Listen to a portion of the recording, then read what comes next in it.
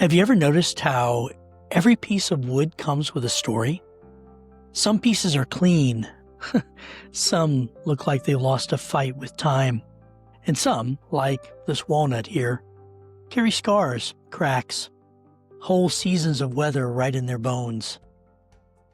When I started working on this piece, I thought, well, we'll see what's what's under here, because, well, the raw wood is honest and it doesn't clean itself up before you meet it. It just offers what it has.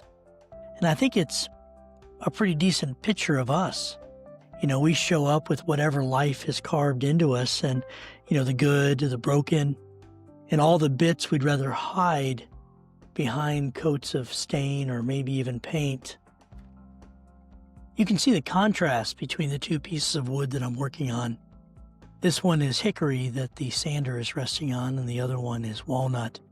It's going to be an interesting journey as I take both of these pieces and turn them into something precious, something unique, something more than what they are when I first found them sitting on a wood pile.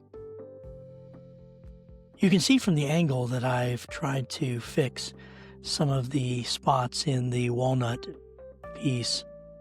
There was a large hole, a knot that had rotted a little bit, along with some cracks and some other problems that will make it not look as pretty as it can be in the end.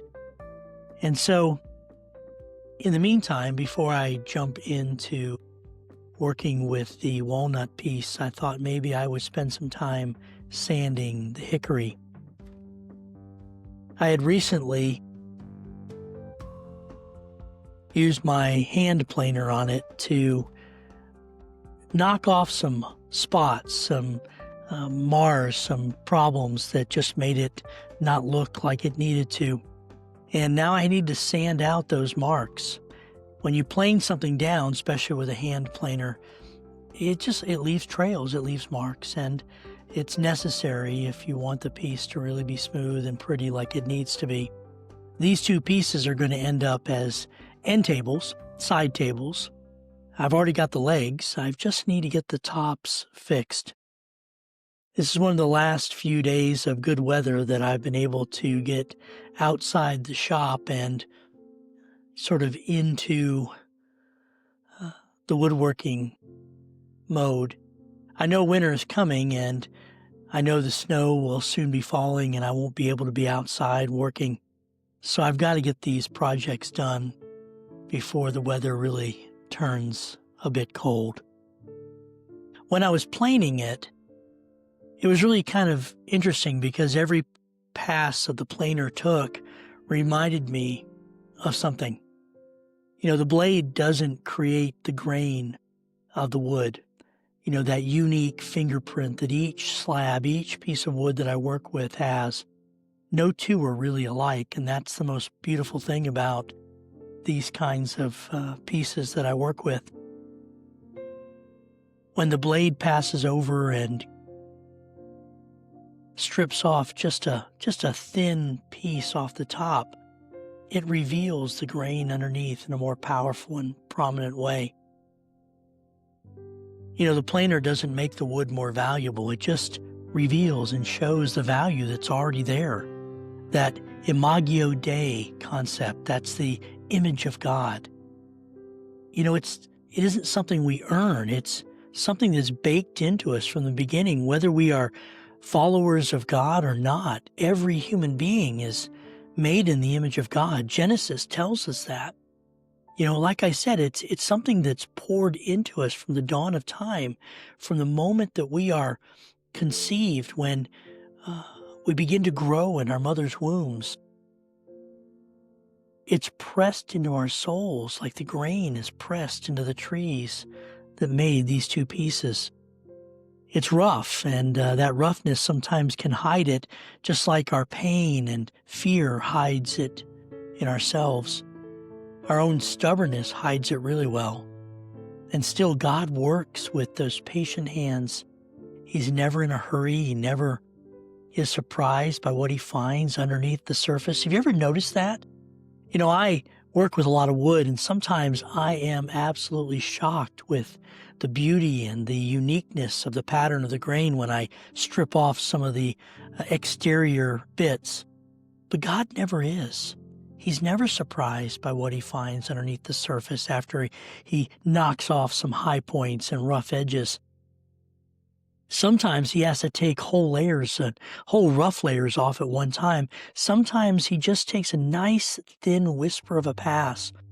But every single blade cut is meant to reveal, not to destroy. Going back to the piece of walnut that I've had to fill with a bit of epoxy, you can kind of see it, that it just wasn't stable. There was that piece of rot that went through, I think, an old knot hole, and it really ran deeper than I wanted to. In fact, it ran so deep that I had to tape the bottom of it so when I poured the epoxy in, it wouldn't pour out the bottom. I wanted to turn that bit of rot and that marred surface into something that would be beautiful. I wanted to redeem it, but I didn't want to lose the flaw, because I think the best part about wood, really working with wood, is that you can take the flaws, the marks, the mess up spots, the bits of rot and scars, and turn it into something that can be truly beautiful in the end. I could have just cut that whole section out. I could have just maybe even cut the piece in half and turned it into something a little bit different, maybe made a shelf out of it instead of a tabletop. But like I said, I didn't want to do that. I just wanted the character of this whole board to come out. I wanted to redeem the piece. God does that with me. He's doing that with me. He does that with many of us. A lot of times those parts that we think disqualify us become places where his grain shines the most. It's been like that in my life. He could have tossed me away. He could have just skipped over me. He could have went to somebody that I would think would be much better at serving him. But he didn't. He chose me, flaws and all. He restored the areas that were weak and broken. He repaired the cracks and poured epoxy, if you will, into the areas that needed it. Redemption doesn't erase our story. It lets our story breathe again, just like I plan to do with this wood. I'm not really sure how long this wood's been sitting around. I managed to pick it up from a lumber mill in Indiana, and I've been working with it slowly for a little while, trying to get it to where it would be, useful, if you will. Reminds me a lot of my early story when I just felt like I had messed up too much. I remember thinking that while I fully believed and embraced God and I loved him, I felt like I had done too much damage to, his story and his body.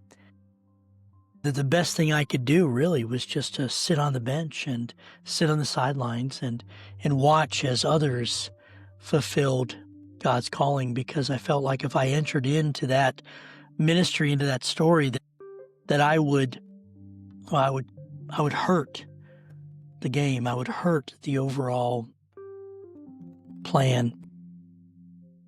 But God had to remind me that my flaws, my mistakes, my cracks, they didn't damage his story. They magnify it. You can see that I'm spending a lot of time sanding on this piece of hickory. Hickory is a hard wood, and there's a reason why sanding it takes really the longest part of any woodworking project. I mean, if you really want to do it right. And I like to take the sandpaper down to, as I've mentioned before, 400, 600 grit. And that takes some time. And you don't just jump right into the 400 or the 600. You got to work up to that. You have to break out the 80 grit and the 120, and maybe even, if you're lucky, get into the 150 and spend a good deal of time with those uh, those tougher grains. It's a slow, repetitive process, and I'll be honest, it's not glamorous. It it is it's kind of boring. I put my headphones in, I listen to a good book or maybe a good song, and I just sort of sit there knowing that I'm gonna be doing this for a while. But that's the thing about transformation. It usually takes some time. It's not some lightning bolt event. It doesn't happen in a single conference or a moment of inspiration. It doesn't come out of a single sermon or even just a 5-minute devotional video we get once a week. It's a day-by-day affair as God is smoothing out the roughness in each one of us. The more He works, the more clearly His image comes out. I love hickory. I love walnut. Hickory's got that wild sort of grain. Sometimes it runs straight, sometimes it doesn't. But you know something? Hickory never apologizes for what it is. It just is. There are people like that too. Beautifully unpredictable, hard to shape, but worth every minute of the work God pours into them. There's no one way that the image of God looks like in each individual. Just like no two boards show the same grain, every single human life carries those holy fingerprints, the beautiful picture of God in us. When I think about the beauty of what God does in our lives and how He's shaping us, you'll notice that I'm not just working on the top, but I'm also working on the sides. You can see from the image there that the piece of walnut has some rough cut edges, and I haven't even begun to shape that. But on the hickory, well, it came to me in fairly good shape, and I didn't have to do a whole lot of fixing, but it was still rough. There was no way that I could mount these on legs and call it a day. I had to really get to the edges and do some of the fine tuning. I had to knock off the sides so that I'd have a nice smooth edge that's going to end up being a beautiful bench top or tabletop. I'm still honestly not even sure exactly what I'm going to do with this. I mean, I bought some legs for it and they're about 16 inches tall, so it could be a nice little side table or even a bench. I don't know. Honestly, at this point, the act of creating is the most fun for me. I think about that with God. I know He knows what the end product in my life is going to be, but I have to imagine that as He's sanding and shaping and knocking off the rough edges and maybe doing an extra bit of planing here and there, maybe even adding a spot of epoxy when necessary, that He's just enjoying the moment of spending time putting His hands on me and molding and shaping and creating something lovely out of something that, well, didn't start off really that way. I do think that this whole process of shaping and finishing, well, it's a process. And although I'm having a good time, if I were this piece of wood, I don't know if I would be. I could feel it resisting, and what you don't see in the video is the number of times I've had to switch out the sandpaper because, well, it just wears out. Hickory, like I said, is a hard piece of wood. It's not easy to shape. It takes some effort and some time. But it's coming into focus. It's turning into something that's going to be lovely when I'm done. Now comes the fun part. I get to pull out my planer again and try to skim off the top of this piece of walnut. The spots where the epoxy just went a little too far, I need to take it down to the wood. I need to get rid of that, I need to get rid of the signs of the repair, because in the end, nobody wants to see the marks of the repair. They want to see the beauty of what is underneath. as I readjust the camera and get another angle, I want to make sure you guys can get a full picture of what I'm doing here. Just taking just the bare fraction of an inch off the top. I really do enjoy this. You can start to see the walnut for what it really is. And honestly, I can tell you, as much as I like working with hickory, walnut has become my favorite. There is just nothing more precious and more rich than the dark walnut wood. The smell is fantastic as I carve into this slowly and just skim off just a little bit. Now that I've planed the majority of the top, you can see as I lift it up, the spots where the epoxy is sort of fit into the cracks, and you can see it's sort of, glimmering a little bit in the sunshine. And I'm getting ready to do something that I'm sure people are going to comment on Facebook that I'm not being very safe, and so I guess I probably should put a disclaimer and don't do this at home. But I've got to knock down those rough edges, and I'll be sanding forever if I don't take the planer and just sort of knock off those edges.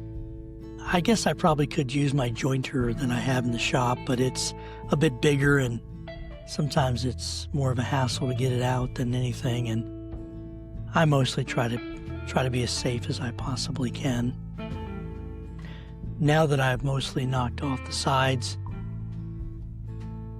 I need to look at the bottom and just see if I can knock off some of the problems that I had when I used the tape to cover the holes.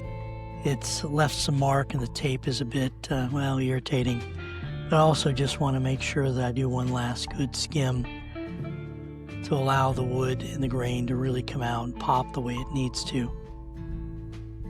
I know that my projects and my time in the shop is coming to an end here soon, but I still want to make sure I get everything done. I want to be able to finish this off and be able to step back and know that, I have 2 pieces that are ready to put, the legs on, and maybe even do a final finish. You can see as I skim off the last little bit that the dark richness of the walnut's really coming out.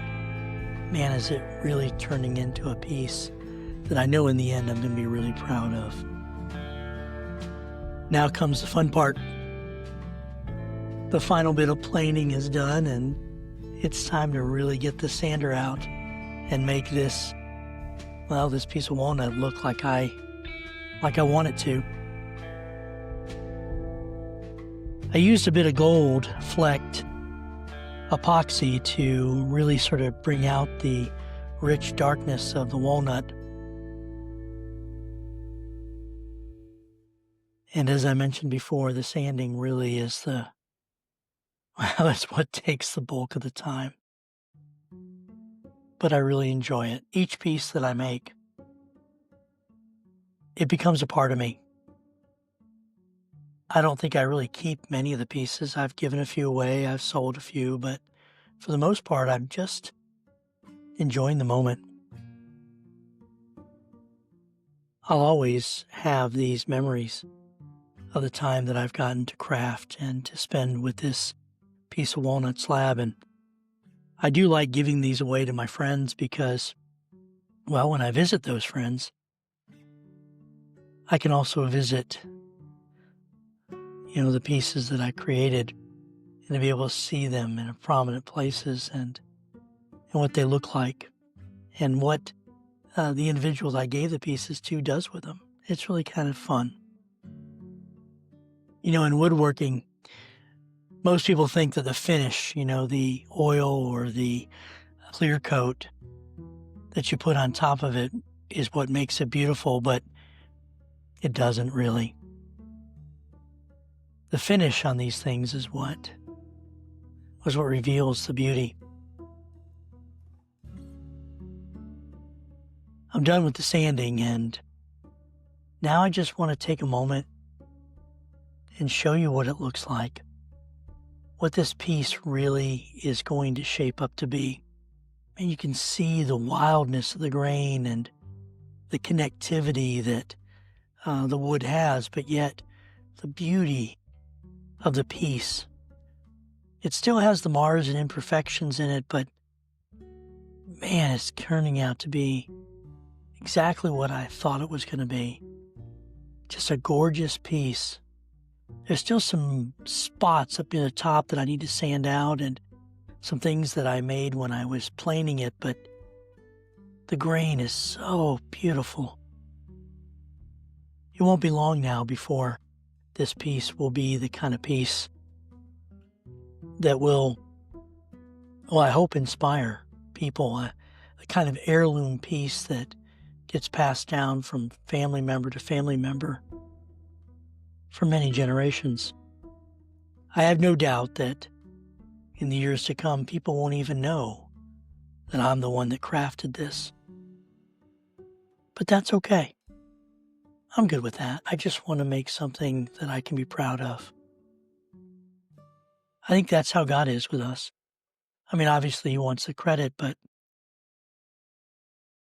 He doesn't need to create a beautiful piece out of us to prove His glory or His value. His glory and value were proven long before I ever stepped into this universe. But when He's done with me and He steps back from the workbench and displays me for all the world and universe to see, it will definitely be a testimony of His glory, not of my intrinsic value or worth. Just to give you guys a sense of what this is going to look like when it's done and the finish is on it, I took a break from the sanding and I brought out some denatured alcohol that evaporates quickly but allows me to see well the direction of the grain and how the project's going to do. It's just a way to sort of, look at it before I actually finish it. And I just want to show you what this is going to look like as I put that little bit of denatured alcohol in there. Can you see the richness of the color and the goldness of the epoxy and the depth of that hole that was there? I tell you, this is going to be one beautiful piece when I'm done. Well, my time in the shop is swiftly coming to an end, and I appreciate all those of you that are joining me in this espresso shot of woodworking, sort of a wisdom from the wood shop that I like to do now and then. I've enjoyed creating content for Grace, Grit, and Grounds, and this is just another piece of that. I love working with these two particular woods, and like I said, my time is coming to an end in the shop. The sun is getting lower on the horizon. You can't really tell in the video because, well, the camera does a good job of capturing as much light as possible. I want to throw a little more denatured alcohol on there just to make sure I get a good look at the grain. You know, I'm not going to finish this project today. I may be done with the sanding, but I need to let it rest, let the fibers relax before I put the final coat on it. But you can see what it's going to look like. Both these woods are different. Both of these pieces have different stories and will have different ends in their story. They're both two different versions of beauty, yet both carry the same thing, an image waiting to be revealed. As I think about that, I want to encourage you to take heart today. You bear the image of God, not because you've earned it, not because you kept yourself polished, but because He chose to shape you with His own hands. He's still working. He's still planing. He's still crafting. As the sun sets, I want to thank you for joining me with this espresso shot from Grace, Grit, and Grounds. Like and subscribe to this channel so maybe I can make some more content. And feel free to drop a few messages in the comments section. Until next week.